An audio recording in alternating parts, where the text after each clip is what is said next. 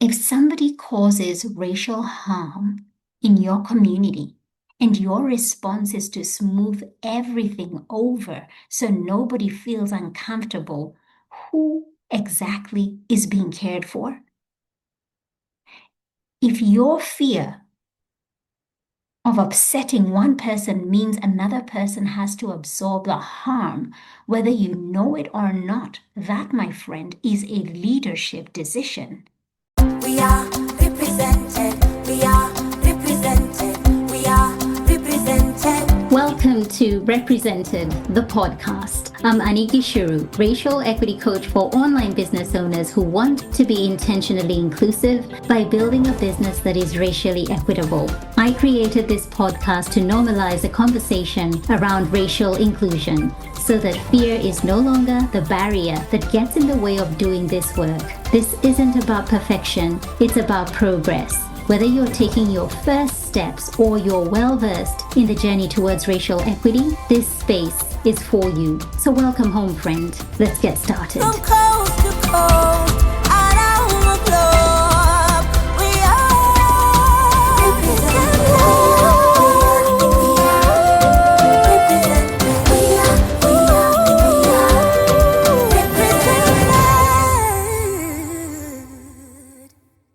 Hey, welcome back, my friend, to another episode of Represented Podcast. Y'all loved last week's episode so much that some of you have shared that Japan is now on your list to visit. I'm so happy to hear that. But more importantly, it's the lesson behind the trip itself that has resonated with a lot of you and looking at inclusion in a way that you hadn't thought of before. Now, right there is a job well done. I'm going to give myself a hand clap because I'm just so proud of how y'all have received that episode.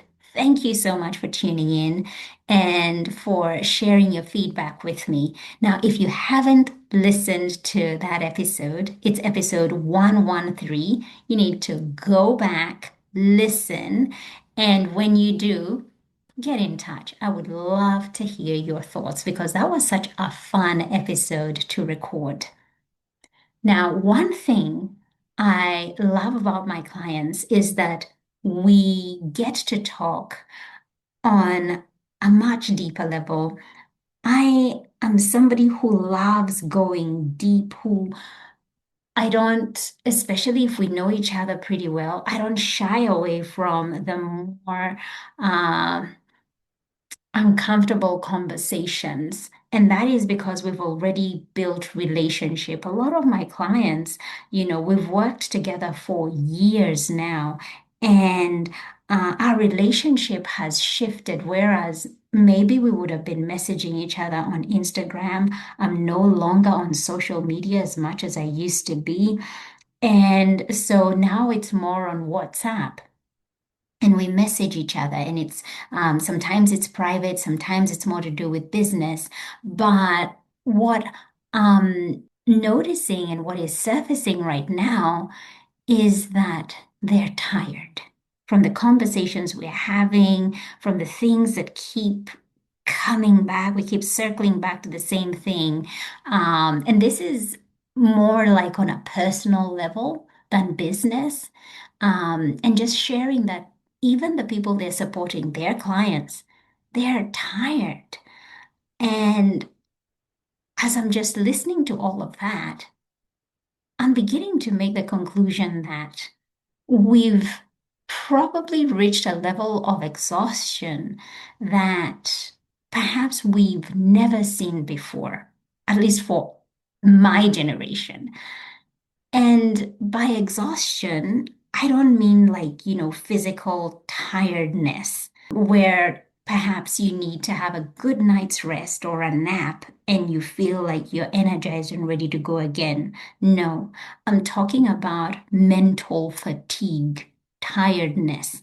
And I feel it has a lot to do with the relentless cycle of constantly having to make decisions, whether they're big decisions or even just the smallest decisions, like what to have for dinner and what is included in the doing. And when it comes to other decisions, it's not just that you need to make a decision, but sometimes you have to make thoughtful decisions because they will impact other people.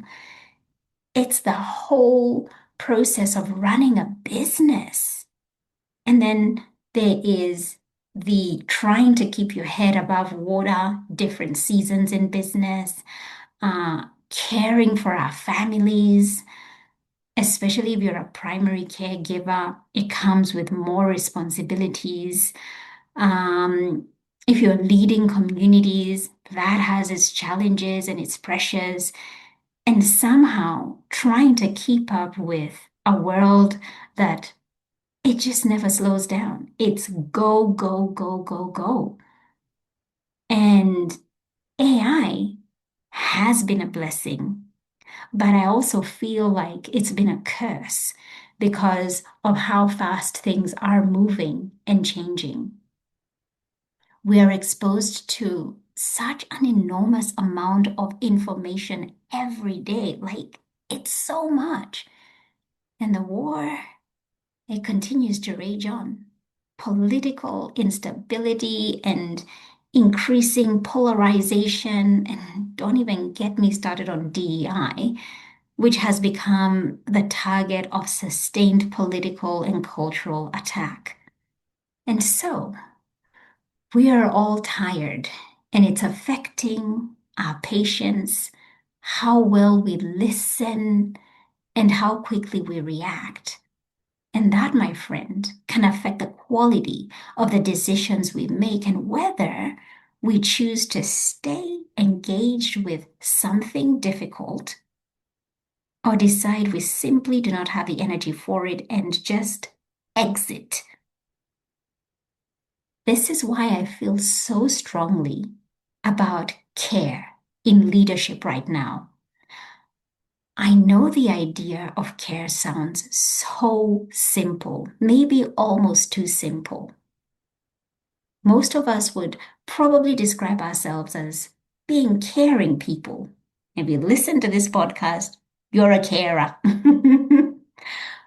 But I have become increasingly interested in the difference between caring about people and creating a space where people can actually experience that care because it's not one and the same thing. And this is what I really expanded on in my previous episode, episode 113, when I spoke about the lessons from Japan on inclusion. So you're somebody who perhaps you care deeply about your clients and still have a business where somebody regularly has to work harder to belong. What I want to make clear is that, or illuminate something that maybe you hadn't seen before, is that you can care deeply about your clients and still have a business where somebody regularly has to work harder to belong. So today, I want to spend some time talking about care as a leadership practice, where this idea comes from, why I believe it is what we need in this particular moment, and what might change when we begin to think about care as something that shapes how we lead. You see, care has a much deeper intellectual history than the way we often use the word in everyday life. I've been doing a little bit of reading and have discovered that in the early 80s, psychologist Carol Gilligan became one of the scholars associated with the emergence of what became known as the ethics of care. Her work challenged dominant theories of moral development that tended to place greater value on supposedly universal ways of deciding what was right. She argued that another moral voice is important, one that takes relationships, responsibilities, and the particular circumstances of people's lives seriously. And this tells us that making an ethical decision involves far more than applying the same rule to everyone. Relationship, context, and what people actually need have to be considered too. And I can already hear the connection to so many conversations we have had on this podcast around equity. I've said this before. Treating everybody exactly the same can sound fair until you realize that everybody does not have the same circumstances, experiences, barriers, or access. The notion of care here that I'm trying to unpack for you is that it brings us closer to the person. Care itself brings us closer to one another. Political theorist Joan Tronto challenged the idea that care belongs mainly in our private lives. For me personally, when I just think of care from a general perspective, I think of my personal circumstances. I don't immediately think about it from a business perspective. And so I have really found it so fascinating to read Joan's work because her work brought care into conversations about politics, institutions, and power. She describes good care through ideas including attentiveness, responsibility, competence, and responsiveness. I love that because it shows us that care is much more than simply being nice. Now, think about it through the lens of your business. How different that is from saying, I really care about my community. Let's use a deeper example. If somebody tells you that something in your program made them feel excluded, attentiveness means hearing what they are saying. Responsibility might involve resisting the temptation to immediately explain yourself or decide it is them with the problem. Competence could require learning something you did not previously understand, getting support, or changing a process so that you become competent, right? Responsiveness then brings you back to the person or perhaps the community so that you can understand whether the change actually addressed the need. That, my friend, that is care in action. Patricia Hill Collins adds another perspective that is essential for the work we do here. In her book, Black Feminist Thought, Patricia writes about an ethic of care that takes seriously concrete lived experience, emotion, and knowledge that dominant ways of thinking have often dismissed. Her work centers Black women's experiences and challenges the assumptions made about who is considered or viewed as credible. For racial equity work, that is incredibly important because if I only recognize a need when I personally understand it, my care will always be limited to my own experience. When the person leading a space is white, able-bodied, heterosexual, financially secure, or culturally part of the dominant group, there will be experiences they simply have not heard. Care requires enough humility to accept that somebody else can tell me something true about the space I have created that I could not see for myself. Listening is key here, and so is representation. Feedback, you know what it does? It gives us information we cannot necessarily assess or access on our own. Learning about race expands our ability to see experiences outside of our own while taking some of the burden.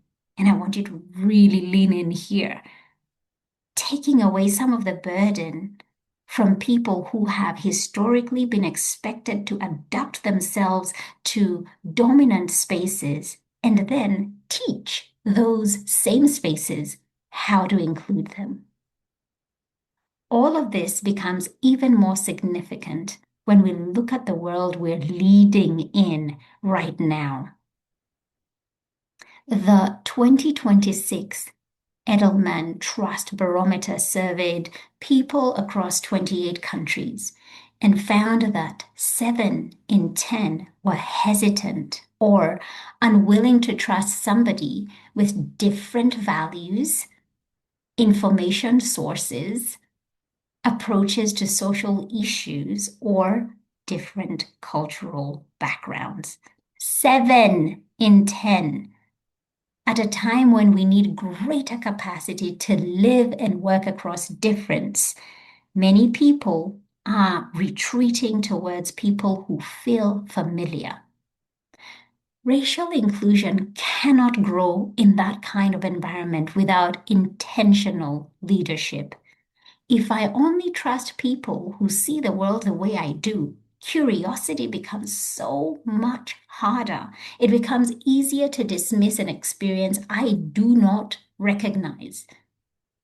Add exhaustion and overwhelm into the mix, and withdrawing can begin to feel like the easiest option here. This is exactly where care becomes so necessary, because if I enter a space believing my voice is valued, guess what? I am more likely to use it. Knowing that I can ask a question without being made to feel foolish changes how willing I am to participate. When feedback is received with curiosity instead of defensiveness, I am more likely to tell you what is really happening. And if I'm spending less energy trying to work out whether I'm safe enough to be honest, then I have more energy available for the reason I came into the space in the first place. This is why care affects results. It doesn't guarantee everybody will be comfortable all of the time.